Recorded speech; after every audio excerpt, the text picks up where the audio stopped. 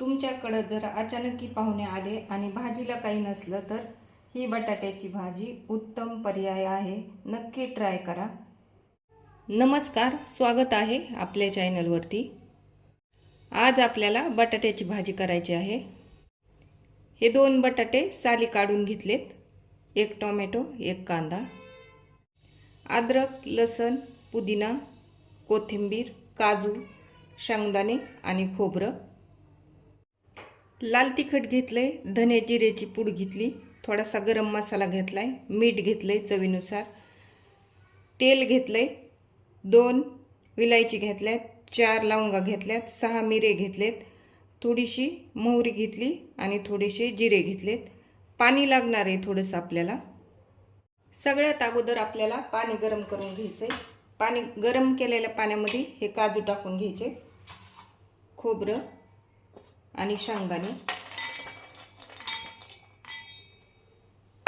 काजू, शेंगदाणे, खोबरं पाण्यात भिजेपर्यंत आपल्याला टोमॅटो, कांदा, बटाटे कट करून घ्यायचे. कांदा, अद्रक, लसूण आणि कोथिंबीरीची पेस्ट करून घ्यायची. आता सांगितल्याप्रमाणे मी सगळं साहित्य रेडी करून घेतलंय. हे बघा, हे कांदा, लसूण, अद्रक आणि कोथिंबीर थोडंसं पाणी टाकून वाटण करून घेतलंय.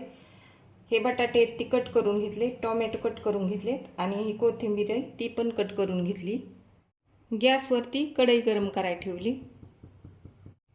गरम कढईमध्ये थोडंसं तेल टाकून घ्यायचं, पूर्ण पसरून घ्यायचं तेल असं.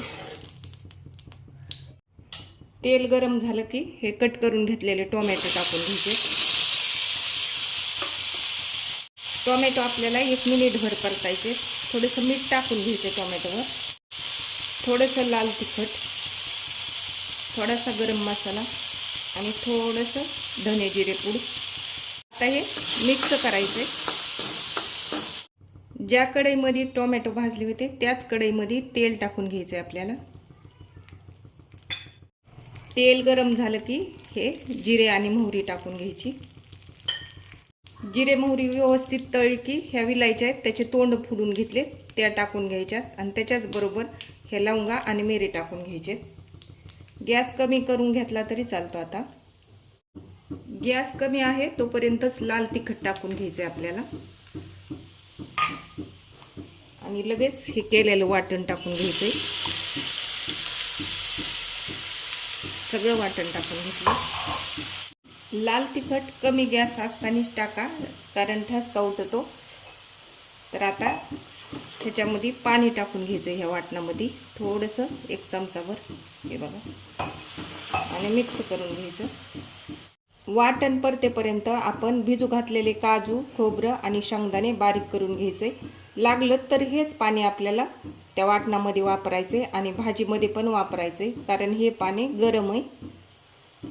इकडं आपलं हे जे फोडणी टाकली होती ते वाटणाने छान तेल सोडले आणि हे पण आपलं वाटण तयार केले मी. आता ह्याच्यामध्ये बटाटे टाकून घ्यायचेत आपल्याला, पुदिना आणि कोथिंबीर, अर्धीच कोथिंबीर टाकायले मी.